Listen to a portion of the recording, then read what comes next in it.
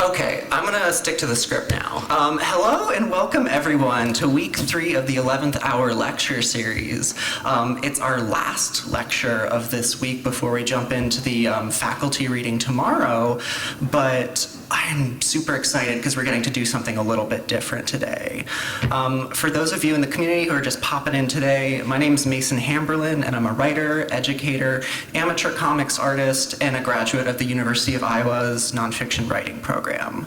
More important, I'm blabbering at you today because I've had the honor of curating this 11th hour lecture series sponsored by the Iowa Summer Writing Festival. Today I've got a 3-for-1 deal for y'all. That's right, if you checked out our website, it's a panel on literary magazines, submitting to them questions about them, forming community, and what the heck is going on in the future. Today, I'm honored to be joined by Lynn Nugent, Nina Lohman, and Hannah Bonner. Lynn Nugent is the editor of the Iowa Review. Her personal essays have been published widely, and many are collected in her chapbook, Nest, which won the Jean Levy Memorial Chapbook Award and was published by the Florida Review in 2020. Nina Lohman is the author of The Body Alone, a lyrical nonfiction inquiry into the experience, meaning, and articulation of pain.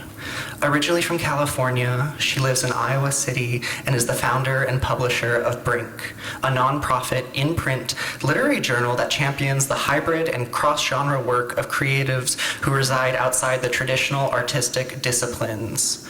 Lohman is the literary programming director of Mission Creek Festival, a local annual music and literature festival honoring independent expression.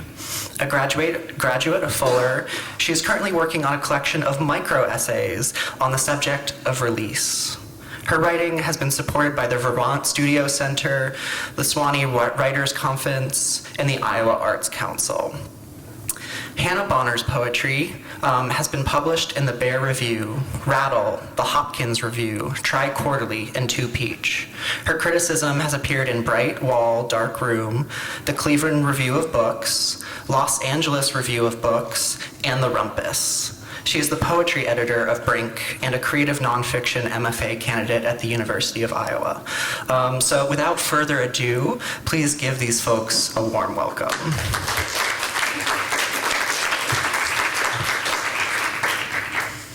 Okay, yeah, I just wanted to thank y'all for being here as well, and thank y'all for being here. So I know I just kind of mumbled my way through your professional bios, and it's kind of a formality often at panels like these, but I figured it would be a great way to kind of kick off today by talking about y'all's stories. You know, I was just kind of curious, and I'm sure folks in the room are curious, how did you get into editing, and or working for various publications? And if you feel up for it, what's been your experience when it comes to submitting your own writing? Go for it. Okay. Can I use this thing? Yes. Okay. Yeah, well, Mason, thank you for coordinating this. Thanks everyone for attending. Amy, Margolis, I'm in love with you. Just want everyone to know. Okay, so my trajectory was very winding, and I don't know if you guys were laser focused on your editing careers, but I just took the longest road ever and was the most clueless. Graduated from college, had no idea what to do, was liberal arts major, and got a bunch of internships instead of a real practical job because I was very impractical, but it served me well because one of them was I was in Chicago and I was at Chicago Magazine, which is a city magazine, which I think still exists. A lot of magazines don't. And that was my first work experience. I eventually made my way to Iowa and grad school and got a degree in nonfiction writing. And then so everything kind of came together randomly. I ended up volunteering for the Iowa Review. 20 years went by and here I am. So that's the short version. I'm gonna give this to you guys because you might have more practical steps to take. I think that's wonderful. I also had a very circuitous route that brought me here. I think for me, the more interesting story is how I got to Brink, and I think that sort of answers a little bit of the second part of your question, Mason. I write weird hybrid nonfiction and had always struggled to place it. I would often hear back from editors who would say, I really like this story, I love where you're going with this. It's weird and it doesn't fit, and we can't quite figure out how to make it go in our publication. And so I think because of that, really feeling like there was a space, a hole and an opportunity for a publication that really gave pride of place to that kind of work that didn't fit anywhere else. That was really the impetus for me. I had an editorial background, both freelance and working in literary journals, but I don't know, I felt like there was just this opportunity where I'm like, oh, there's something, I know about that, I see the need, other people aren't picking that up, and that's where I want to put my effort. So it's still a struggle to place my work. I've learned to take it less personally when it doesn't get in places, but I think that's still a wall that I run up against. Maybe similarly, I don't think I ever anticipated that I wanted to be a poetry editor. I always knew that I wanted to be a writer. When I was 9, I submitted poems to the New Yorker and got a handwritten note back from the editor, which was very generous, which said, Dear Miss Bonner, we typically publish the poems of people who already have at least one book. So writing has always been important to me,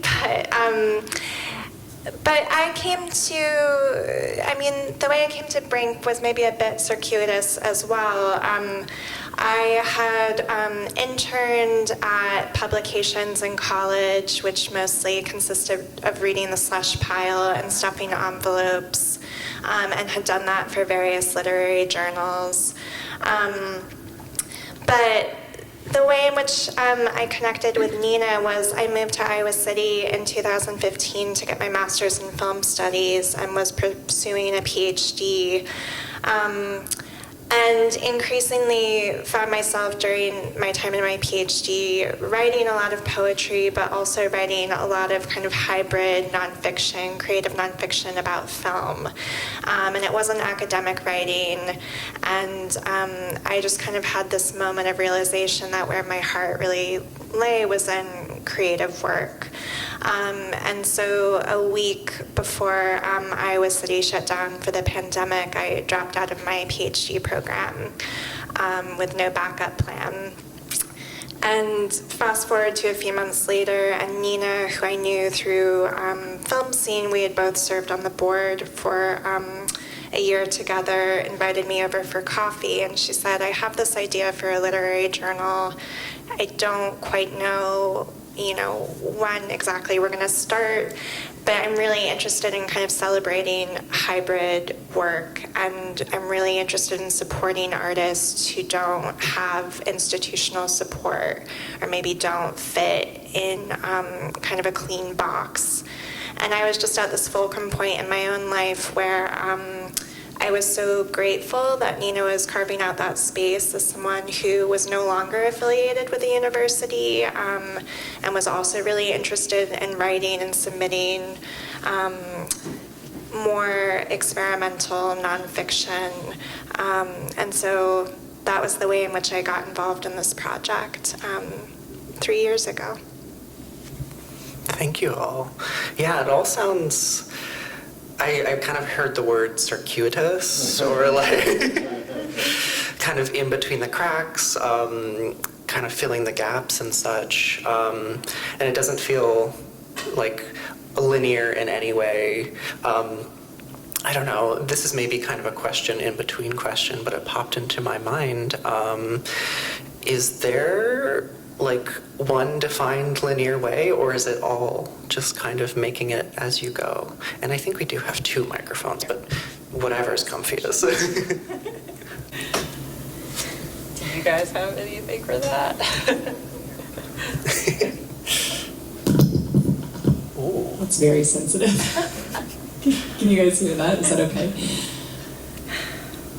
Is there one defined way of getting there? I don't know. I mean, I heard this a little bit in your story, Lynn, that I feel like the experiences that I've had outside of that particular lane have been really informative to me, specifically for, I mean, this is for editing, but also for running a publication. I think that so much of, backgrounds in fundraising and doing these other things that have come into play,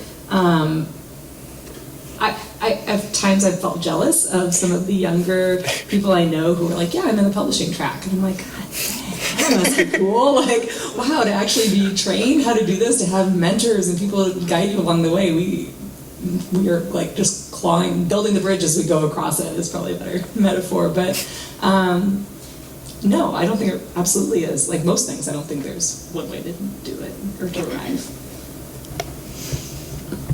Yeah, I mean, there was no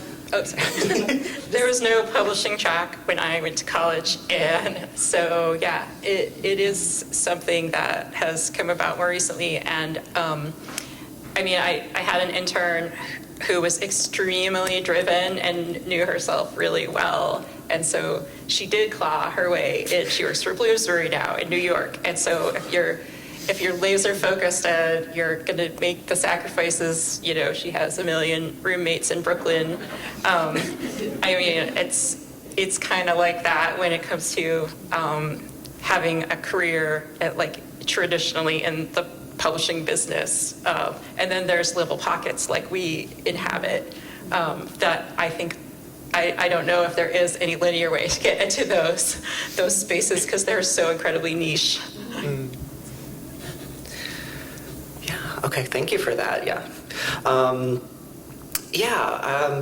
And I think it's important to note that, what I'm also hearing is that, there's, I hear this, there's this laser focus to get into publishing, and then there's a lot of people, a lot of editors who are writers who kind of stumble into it, and that's a dynamic I'm very interested in when it comes to kind of literary magazines and publishing in general, that, a lot of people who are editors and publishers are also writers, and often become one and the same, whether they start on either kind of side.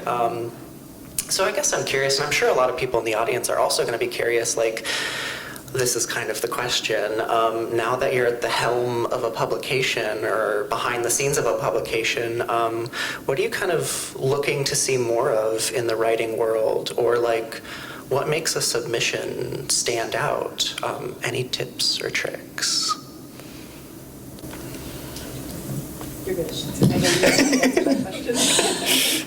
Yeah, I mean, I think,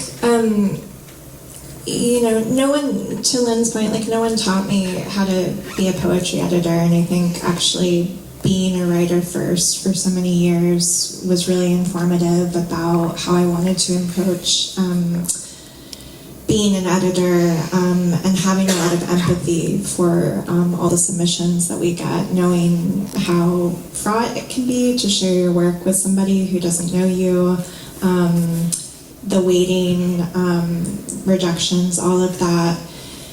In terms of what I'm most excited about, I think there are a few things. I'm always excited by specifically poems that show me a new way of what a poem can do. And an example I always like to cite is in our second issue of Brink, we published some poems by B.K. Now. And 2 of those poems, one was called United and the other was called States. And in United, it was just a list of names of all the women, or not all the women, but a lot of famous women who had come forth during the rise of the Me Too movement, and had accused various men of, wrongdoing and sexual impropriety. And the second poem states was the names of those men who had been accused. And it was just such an interesting, really powerful dialectic that she was creating in the pairing of those two poems. It was really kind of novel to me to think about a poem as a list. And so I'm always interested, again, in being surprised by something unexpected that I don't expect to see when I'm opening a poetry submission. And then I have a propensity for lyricism in my own writing, and I'm just always really hungry for unexpected turns of phrases or really striking imagery, comparisons that I would never anticipate that just kind of make me sit up a little straighter in my chair. And those moments when I'm reading and submittable have come from writers that often I've never heard of before. And so, VK Now is a name that I was familiar with and a writer that I've loved, but there have been countless submissions and submittable that have done exactly that where I've just had a moment where it's kind of like lightning striking. It just feels like magic with these unexpected images that I'm seeing. I saw this most clearly. We ran a contest, a literary contest this last year for hybrid writing, hybrid and cross genre, and had probably about 75 submissions that came in. And it was really clear to the editorial team, we did the first round of reviews, it was really clear when people understood, when writers and contributors understood like the opportunity of hybrid writing versus when people just like played around with the space bar and like kind of made things look a little funny on the page. For me, I get really excited about work that isn't just experimental for the sake of being experimental, for the sake of looking a little bit different to look different. It's because the story that you're telling necessitates it and really requires these other elements, or it requires that it looks a certain way on a page, or it requires that it has this specific visual element to go with it. And I've learned as an editor working with contributors to be gentle and curious in asking about that when something is in a story that we're working on in a piece that I don't understand, learning to say, in our Google Notes, I don't understand this, but I want to. Tell me why this matters to you. Tell me why this is part of the piece. And I feel something like that is really informative, both for me as an editor, but also for the contributor, because it can really help to clarify for both of us why that piece is in there. And being a writer myself, I feel like that I'm reminded of some of the editorial perspective. I was just working on a piece the other day, and I have this one line in there that I want to keep in there because it's like a nod to this other piece that I wrote a long time ago that never got published, and honors someone I love, and like I want to keep it in there because I want to keep it in there, and I have to like explain that to my editor. I'm like, here's why this matters to me, because she doesn't know and it doesn't make sense to her. So being really clear, I think, about why you have what you have in there and why it informs the ultimate form and shape of the piece. Yep, what they said. Have something to say, a story to tell that you really need to tell urgently. That's step one. Step two, attention to form and craft, which is very well, because that's why you're sitting here, that's why you're in this program, and then you're golden. It's really that simple. No, and I was like being facetious, but to your earlier question, what does it mean to also be a writer and be submitting at the same time? You're in this kind of role. Yes, it keeps you incredibly humble because you can get on some sort of like mental power trip, I'm just like God, I'm deciding yes or no on these things, and then your very next personal rejection to you comes in, and you're like, that's completely destroyed. So it keeps you humble and kind, and that's all to the good. So are you saying it's a cycle of trauma? Editors keep hurting editors who keep hurting writers at large? It is. But on a serious note, yeah, I do really feel that kind of like, I really liked what you said, Hannah, like a poem that really kind of challenged the idea of what a poem can be, or at least pushes the boundaries a little bit, like working with and against, not what Nina was saying, just like being experimental, just to be experimental. And I want to be clear, I think there is room for that. I don't know that there's room, I don't want to see that as much in the final published product. You know, like, absolutely do that on your own, do that every single day, absolutely. But for that final piece that goes to readers, that goes, you know, that is a communication point between the writer and the publication and the reader, that's a different space to occupy. Yeah. It does make me think a lot of like my younger self who would read literary magazines and quite literally try and imitate exactly what was in the last issue to submit to the next issue. And it like came down to like copying the number of paragraphs, not like copying the words, but counting the paragraphs, counting the lines in a poem and trying to match mine to that. And I think it's like, what's the word? It's like really liberating to know that like you can start in a place of that kind of imitation, but then eventually push it to make it kind of your own self. Yeah, but it's also an easy trap to get stuck in. Yeah, maybe taking it a few steps back, or just like one step back. Like as a very anxious person, very anxious writer, very anxious submitter, like I can think about content like all day, like what I want to say with a piece that I'm submitting. But then when it comes time, like I pop on Submittable or Duotrope, and I'm like, oh my gosh, there's etiquette to this. Do you maybe have any insight or tips and tricks to like, you know, is there etiquette to submitting your work on Submittable or pitching via email? I'm very curious. Yes, definitely. Anyone else want to start? Sure, go ahead. I mean, I always tell people it is really good to be familiar with the journal that you're submitting to, and that there is no kind of one way of doing it, but you know, it's really nice if you address the editor of that publication by name. You don't need to, but there is just a kind of moment of like realizing that this person has looked at the masthead, that hopefully that they have kind of flipped through the issue.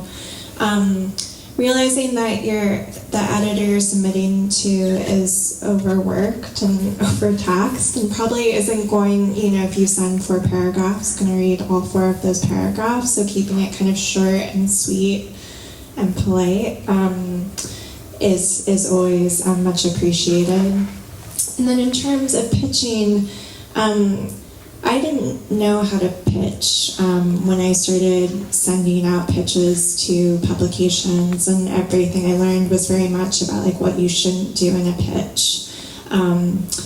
But what I've come to realize, and in talking with other writers and editors, is that when pitching, being able to succinctly talk about what the piece is that you're going to write. Often you want to be able to do that in about 3 sentences, which is not a lot of space.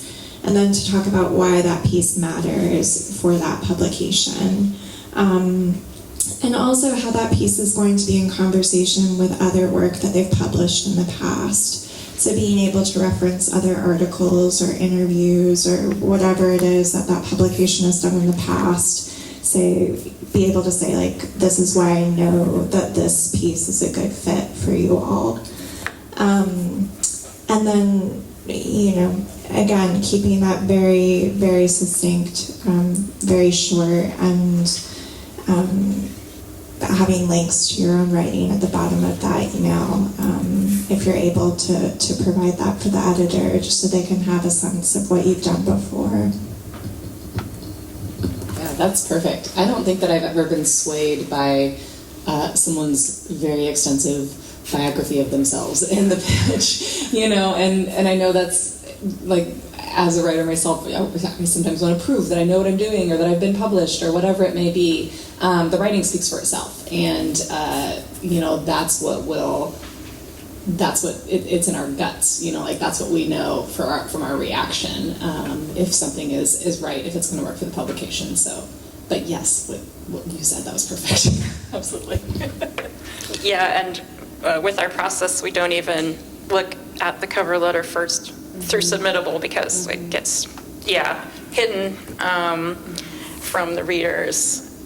So I would just pour all that energy into the piece itself, because that will be read first. I didn't know that. So when do you see that, if ever? At the very end, like, After you've, if you've accepted something, or after you read the piece? There's one, like, check, like, okay, is this a person we maybe have just published, or is this a person who has been, abusive, in the past, and then towards us, or completely did a takedown on Twitter or something, and okay, well, so or is this person who they are representing themselves to be in the so there is that. We don't just completely anonymously accept things, but when it gets to the point where we're seriously considering it, that's when the cover letter comes out.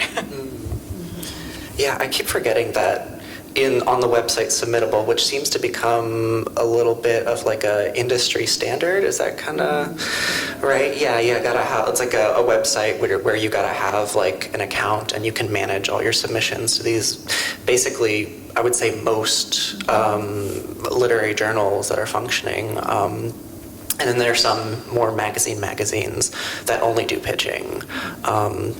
But yeah, it's kind of... Can I ask Lynn a question on that? Yeah, please. Yes. Can you give us insight? What is the difference between work that you solicit and work that you accept off of open submissions? So we're actually minimizing solicitation right now because of that, hope that we'll make that discovery. And since we're at a point after 50 years that people are submitting to us, we have a lot to choose from. So it's not 100%, but that's how we're trying to sort of open the doors a little more. I think that's interesting too, just from our perspective.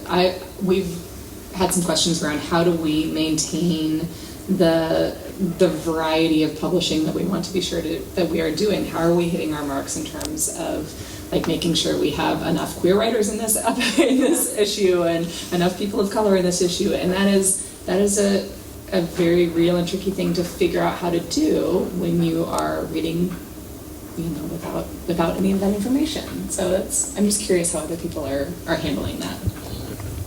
Yeah, I mean, it's a balancing act for sure, because you want to invite as many people as possible, but you don't want to just be going out and soliciting your friends per se, because that would be make a very bland, single vision kind of publication.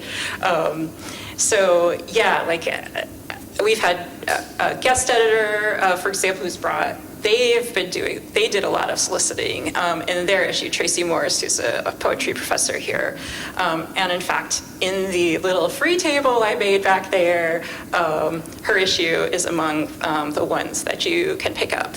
I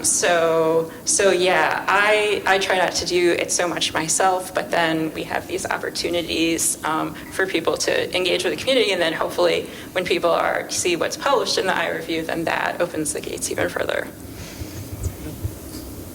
That actually leads perfectly to my next question. Thank you. I love a good coincidence. So I guess, thank you so much for bringing those issues. They're free, right? Yes, completely free. They're right in the back corner over there. But yeah, I think one of the things I think about, like when I've attended festivals like these with publishing panels, I like consistently hear the response that editors are like, people must read a publication before submitting. And I agree with that 100%. I'm not trying to be like gotcha contentious. But sometimes I've like kind of struggled to find like publications. Like I've actively gone out and searched, and it's not until like a friend is like, oh, I got published in this thing, or like I stumble into like a journal that's sitting in my local Iowa City co-op. And then I'm like, oh, let's pick this up, and then open it up, and it's cool. Do you have any like recommendations or like tips for folks who are trying to find new venues to read? Are there any specific journals on your radar lately?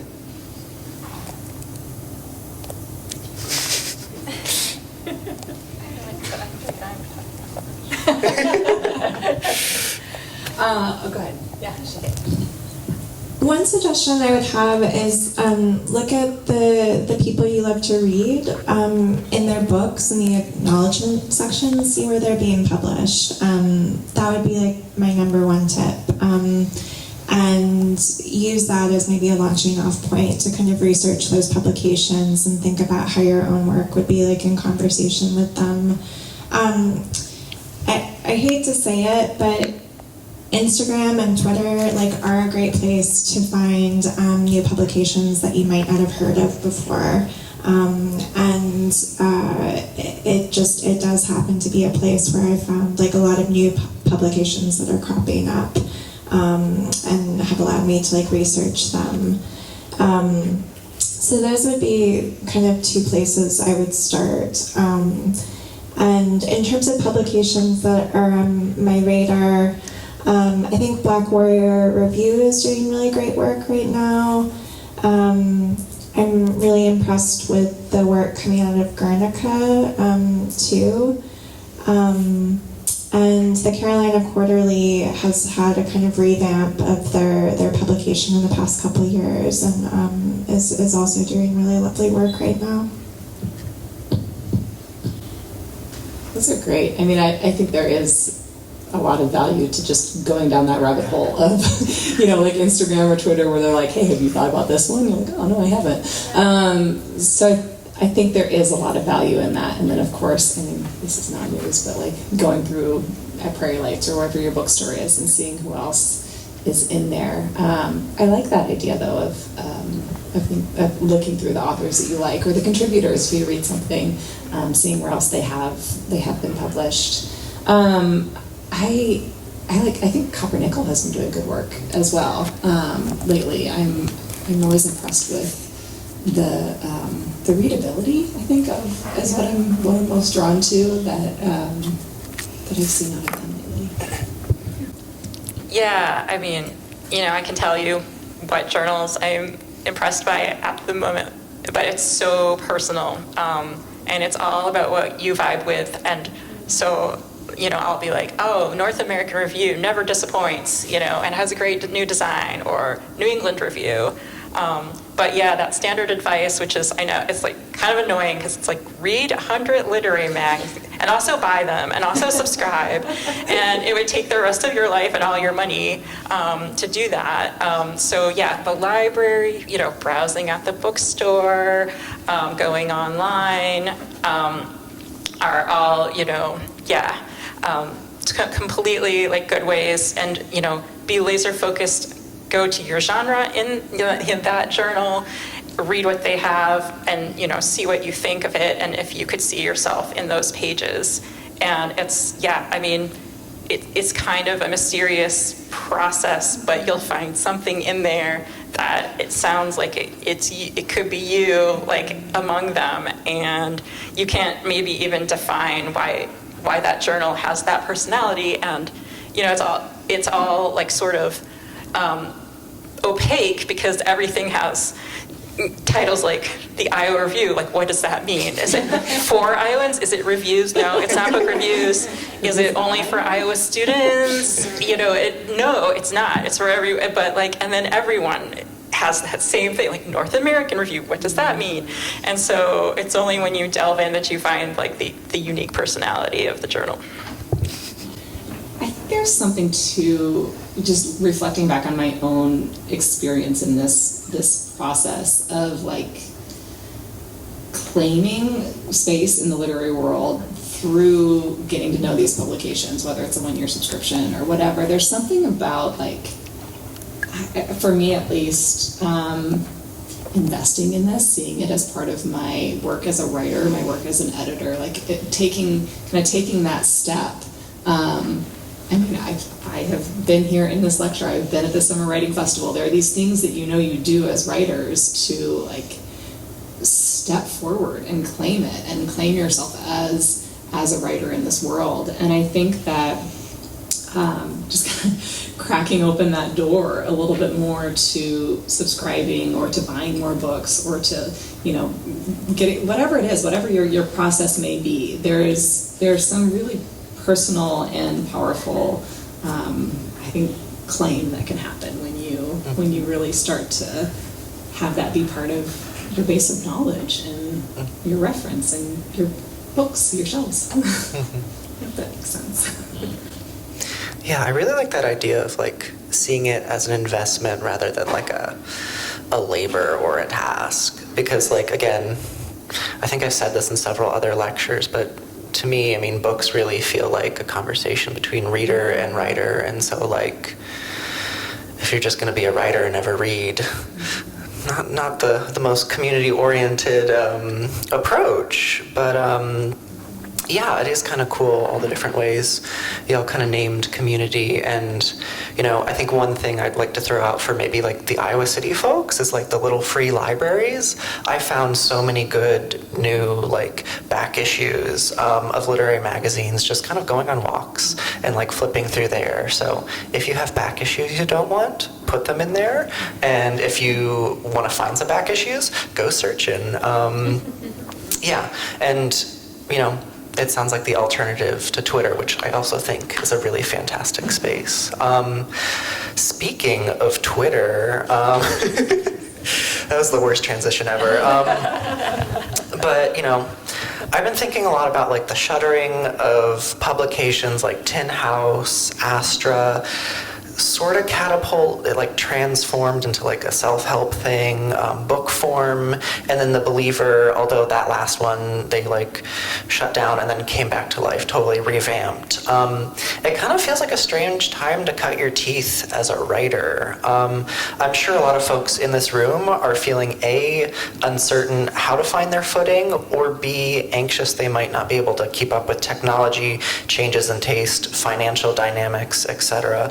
I know I absolutely am.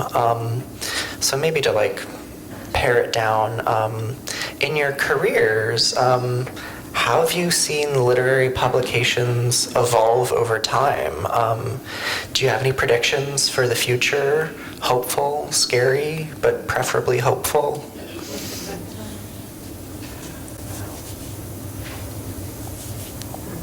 And you can pass if it's too much. I think I'm hopeful in the sense that I think it's more accessible and it's easier for people to shoot their shot, like to be able to take a chance and get their work out there. And I mean, the internet has just made it so much more accessible for people to find new publications, what we were just talking about, and to try and get their work. Like 9-year-old Hannah probably had to have a print copy of the New Yorker to know where to send that letter. So on the one hand, I do feel very hopeful. I know in Brink, in every single issue, we have published someone who that is their very first publication. I think actually Lynn is in our second issue, and I can't remember if it's the piece right next to it, but it's someone who it's their very first piece that has ever been published, and I love that it's right next to yours. You know, like that conversation between the two pieces is really, really cool. But also, printing costs are a beast. Like it is just prohibitive in so many ways to, as someone who works on that other side of publishing, to figure out how to get this stuff out there. You know, I mean, the last few years, supply chains and all that stuff has made it very, very difficult to undertake, specifically as a nonprofit where we are working for free or pennies. You know, like it's. So I feel both, but I don't know that that's any new feeling. I don't think that's unique to me or to this moment. Yeah, I mean, publishing as a whole is unstable, and particularly independent publishing, there's no money to be made. So it is a labor of love. So that's, you know, like you say, Nina, like cause for despair, but also cause for hope, because there will always be scrappy people, like such as yourselves, who are just going to build it themselves out of love, and yeah, because they are personally invested in it, and that impulse to read something and want to give it to someone else, I mean, that's at the basis of it, and that's what we all have, and we can't really stop doing that. And then I would echo all of that, and I would also just say, like, as a writer, not just an editor, but to just continue to write towards what is the most exciting for you. I think the best pieces I've written are the ones where I went into it, I was like, I don't think anyone's ever going to read this, but I have to write this piece. And it felt niche, or it felt not kind of marketable. But I think if you're always writing towards what it is that kind of gives you heat, then you know, that's the only way to do this for something that is a labor of love. Thank you. I'm just looking at the little clock that's floating off in the distance, and wanted to kind of like hold some time for audience questions, personal stuff and just general, like, how does this work, are equally welcome. Nothing's too silly. Just raise your hand and I'll do my best to rush over to you. Yeah, I'm excited to hear from y'all. Thank you so much. This is really very helpful. The future of literary journals. I'm curious to know basically what percentage of your income is from subscriptions versus fundraising, kind of the business of, and how do you represent how many issues are being sold or distributed, so that when a writer comes to you these days, right, anyone can start a journal and you can give it to your parents and now you're a published, journal. So how do you represent writers, what they can expect? And I mean, the Iowa Review is an easy one. Brink is probably harder because you're newer. So if you could give us some idea, that would be great. Yes, that was a lot of questions. I'll see if I can answer all of them or try to remember. Feel free to bounce them back to me. So we have several different subscription levels. Everything from you can get a single issue all the way up to you can give $1,000 or more, $2,500 would be great, $2,500 or more. And primarily, we don't make money on anything that is less than an annual subscription. That just kind of covers costs for printing and shipping. And that is an important part of what we do, so we let that live, and that is mostly funded by the fundraising efforts that we have that go above and beyond that. I think it's $30 or something, like around that annual subscription rate for 2 issues. So everything that's kind of that $100 up is what helps to kind of keep everything moving forward. We spend a significant amount of time chasing grants, trying to figure out and learn how to tell our story, both in terms of numbers, what we do, who we support, the number. I keep track of everything, and I know not all publications do, but for me it's really helpful to be able to tell our story in terms of numbers. We have close to 2,000 submissions a year. This is how much money we've paid writers. This is how many Iowa writers we've had in the past year, or past 2 years or 3 years. And then we also have learned to tell our story in terms of just the narrative, and like, here's what we're doing, here's how we're carving out space in the literary world for writing that looks different, for people who look different, for whatever that may be, the story that we're wanting to tell. Is that good? Okay. Good. Hi, I also want to echo, thank you so much. This has been really helpful. So I'm going to ask a completely self-serving question. And my question is for someone who's unpublished, I've heard a lot about, link to your previous publication. And I'm going like, okay. What advice would you give to someone who is just coming into thinking about publication? I think you can totally say, this would be my first published work. And we'd be like, ooh, because then we would have the honor of being there at the beginning of your career, and that we could brag about it forever. So I would say no worries about That that. feels exciting. Yeah. Hi, thanks. This has been really interesting. But Nina, when you were introduced, it said you're working on micro essays, and I just wondered how you would define that. I talk about this a lot with people because I don't think there is a very clear definition. For me, for the work that I am doing, they are small, independent essays that stand alone, but are part of a larger theme that I am exploring. So for me, it's not a specific word count. I know when we get it talking about Flash or things like that, there are some specific parameters. It probably won't surprise you that I have a very loose definition of micro essays. I know we have in the issue that we are publishing right now. Do you want to talk about that? Yeah. Yeah, in our upcoming issue, which will come out in October, we are publishing what I would say are micro essays by Beth Ann Fennelly. And I think she's the poet laureate of Mississippi. But they range from like one, I think is maybe a couple pages, to another, which is like very much in the kind of Lydia Davis style of like a couple sentences. And each are kind of telling the story of kind of just like domestic quotidian life.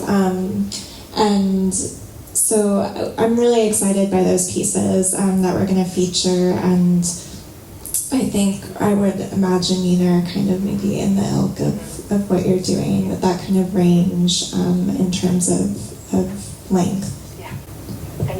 I would definitely recommend her collection if you're interested in micro essays. It's heating and cooling. It's a really fun way of thinking about that micro essay and how it has space to expand. Hello. My question is a little more logistical, I think. Time frame. How far in advance are things submitted, and what's a realistic expectation to maybe hear back, and then when it would actually maybe make it in publication?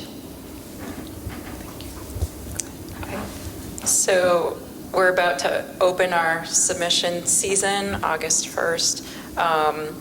And if you got accepted, you'd probably have to wait a year for it to come out. That's our standard. And then COVID messed up everything. So I can't swear by that anymore. But that's what we're trying to get back to. So we're reading for next year's issues at this point. And as far as hearing back, it's slower than I would like. And I think I partially blame Submittable because it brings in a lot of submissions. So that's double-edged for sure, because people find it easier to submit a whole bunch of different places at the same time. But then on this end, it makes it a slower process. It's definitely slower than we want it to be. I think we also have 2 open reading periods, one for the month of July, so we're still open for a few more days, and then one for the month of January. And I would say it takes us probably about 6 weeks to read through everything that has come in. We get close to 2,000 submissions a year over those 2 periods, but then sometimes it's usually if it's a no, it's an immediate no. But sometimes if something on the fence or it's a yes, we need to wait and see how the issue is playing out. So sometimes it can take another month on top of that, or another 2 months even on top of that. And I think that's something that I know as a writer I've learned to take less personally when my work gets rejected, of like, oh, it might not be because they don't like my piece, it might be because they already have a piece that does the same thing in this issue. So that helps me feel less bad about my own rejections that way. But we also, let's see, so we're open right now for next spring's issue. And we kind of always we're working a couple of issues ahead. But I think if I can just add this too, I think that sometimes and I know Hannah is really good about this, if there's someone whose work that she likes, but it's not the quite fit, doesn't fit right for that issue, you'll reach back out and say like, hey, submit again, like come back another time, or like let's maybe think about this for another time down the road. Yeah, just to piggyback off that, I really try to stress to some writers that a no is not like a final no, and that there's a poet I'm thinking of that we published, I think, in our 4th issue, who had submitted to us 2 or 3 times before, had been rejected. We published him and wound up nominating his work for a pushcart, and so. There have been countless times where that has happened, where I see a ton of talent in a writer, but it's just not quite right for that issue, whether it's like because it's the 5th poem we're already publishing, like on horses, or like whatever the reason is, it's often not kind of a commentary necessarily on the quality of the writing itself. Each issue is a curation, and there are just many factors that we're trying to keep in mind as editors when we're putting together that curation. So we know we're not going to get rich as writers, but I think sometimes particularly beginning writers don't know what's reasonable to invest not just time but money in. And I think a fledgling writer that ends up spending money on something that is a scam or that is not a good path ends up feeling like a sucker, and I think you lose some people that way. You are all insiders, longtime insiders. So maybe you could say a little bit about, these things are worthwhile. You've mentioned Submittable and Duotrope. That's, $50, $60 a year. That seems like a reasonable investment. But other people might say, oh, I've hired an editor to look at each of my poems, or I'm trying to find an agent to represent my literary short story one at a time. That's maybe not worthwhile to invest. Could you talk a little bit about that for beginning writers, that they don't end up going down the wrong road, investing in the wrong way, like that?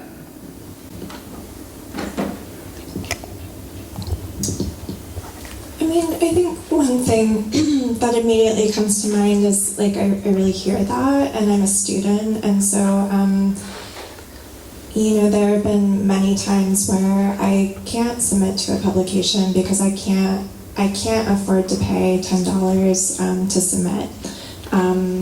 And that's just very real for me, and has been for a long time. And so I think, finding those publications that don't cost to submit to, $3 is like a pretty standard fee, but I realize that can add up. And then another thing I would just say is that, like Lynn and Nina have said, that you don't need to have been published in the New Yorker or like the Paris Review to get placed in our pages, that it is always going to be the quality of the writing, not your CV, that's going to matter most to us. And so in terms of thinking about the investment of it, because my background is in poetry, and I'm definitely not making any money in that. But it's just to invest in reading and the library, looking at journals again, like at the coffee shop. It's not the kind of the sexiest way in which like maybe an agent would be, or having an editor give you notes on your work. But reading has always been my biggest teacher, and so that would be my number one piece of advice. I think, just real quick, my two responses to that. One would be if there's a place that you want to submit and there is a reading fee, or if there's a contest that you want to be part of, or whatever the thing may be, and that cost is prohibitive, to reach out and ask about that and say, hey, do you have a workaround? Do you have a scholarship? Do you have something like that? I'm always inclined to work with people when they reach out and tell me why they want to be part of something, and is there a way to help make this possible? And then I think also one thing that was helpful for me as a writer when I started to submit to different contests or different places, what that cost money was thinking ahead and saying, I want to invest $100 in this year, and this is worth $100 for me to, and that'll get you into 4 or 5 different contests. But something about like setting it aside felt it easier than dishing it out when it came, because like, oh, is it worth $20? I don't know, I'm probably not going to win, whatever. But thinking of it as part of this larger investment of what I'm doing, that felt easier to take back as opposed to just put it forward that way. Yeah, I would reiterate asking for a waiver directly. We always say yes. So, but I mean, yeah, as far as being careful what you're spending your money on, yeah, 100%. I would say, like, be aware of the chatter. Literary Twitter, often things come up, and they'll say this place has a really high contest fee, but the thing never came out. It hasn't come out yet, and that's weird. And there's unfortunately a million ways to kind of try to exploit people. And I feel like there's people like publications who charge you for like a consultation in advance, or you get some kind of special treatment the more you pay. It's just it's constantly, there's always something new popping up where I'm like, and so I would look really closely into anything that you were gonna invest money in. Going back to the idea of finding journals that are a good fit for our work, I think like some journals like Brink with hybrids, right? Like McSweeney's, Hobart, like it's really obvious whether your stuff fits with what they do. But a lot of journals, like I read them and I read the stories and I can't tell. I honestly have no clue whether my stuff would fit there. So is it thematic? Is it subject matter? Like what exactly is that determines fit? I guess if you really like what you're reading in something, then that maybe, like they would like your stuff as well. But I mean, a lot of lit mags like Iowa Review, there is usually no theme. There's no particular content that we're looking for, and I realize that makes it difficult. I mean, I guess I can think we talk a lot about our mission at Brink and like what we are, like the ethos behind what we're trying to do. So, and we also publish themed issues, but that's a little bit more particular. So maybe it's an alliance with that, the mission of the magazine or the publication, and feeling a connection to them. And then also I would just say, again, speaking as a writer, is like part of this is like tenacity, right? Just to keep submitting. I'm thinking of a poem that I was submitting to journals for 2 years before it got accepted, and it was at a dream journal. And you just never know, right? Especially with poetry, which is so intensely subjective. And so I think, you know, it's really hard. It's hard to get that many rejections, but realizing like if you are excited about a piece that you've done, someone else will be too. And it's just a matter of finding like, you know, the right reader. Which again is like a hard answer, but I think it's just part of the process for all of us. So how many rejections did you get for that piece before you landed your dream journal? Probably like, I would imagine like 30 or 40 rejections for that poem, yeah. Thank you. Our authors say that all the time. They got rejected so many places, and then someone, you know, in our office saw something in it. So yeah, persistence is key. Keep going. Which like easier said than done. Like I totally get it, but I think it's part of it. Yeah, thank you all for the wonderful responses. And I'd also encourage you all to come up after and ask questions if you have additional stuff. Very wonderful people. So one last warm welcome and goodbye.